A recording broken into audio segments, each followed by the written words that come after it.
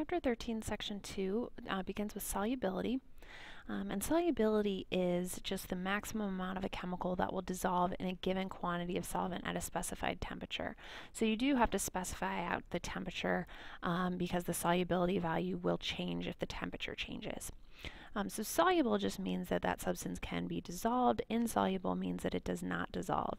And if you recall, we used the solubility rules a while back in our chemical reactions chapter. So you should still have a copy of those solubility rules where you can look up whether a substance is going to be aqueous or a solid. Another thing you might want to take a look at in the book, it talks about the solubility of different vitamins and how, vitamin C is one that is water soluble and vitamin A is one that is fat soluble. And you just kind of need to be more careful with fat soluble vitamins as they are not as easily to pass throughout our systems. Henry's law tells us that the solubility of a gas in a liquid is going to be directly proportional to the partial pressure of that gas. And that gas solubility depends on pressure and temperature. So if we increase pressure, then we're going to increase the solubility of that gas in the liquid. If we increase temperature, we're going to decrease the solubility of the gas in the liquid. And I always use the example of a pop bottle. If you have a container of pop that is completely sealed, hasn't been opened yet, it has a pretty high pressure inside that container, so all of the CO2 has been dissolved inside of it. Now when you open that, you get fizz or effervescence. Those are all the CO2 bubbles coming to the surface. So as you open that bottle, you decrease the pressure inside of it, and that will then decrease the solubility of the gas. So that's why it starts to come out of that solution and we see the gas bubbles appear.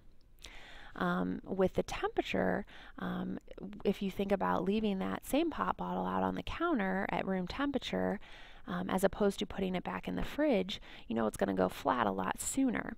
At the higher temperatures, you also decrease the solubility, so as much of that CO2 is not able to be dissolved, and it won't keep it as fresh as if you were to keep it at a lower temperature. Saturated just means that the solution contains all of the solute that it can possibly hold. So if you were to add more solute to a saturated solution, it would just sink to the bottom. It wouldn't actually dissolve.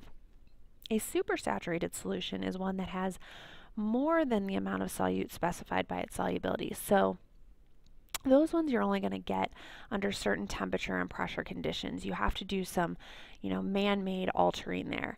If you've ever made like rock candy before, you have to add solute at a really high temperature and then cool it down. So you're adjusting those pressure or temperature conditions. It's not just out at room temperature the way maybe a saturated solution would be.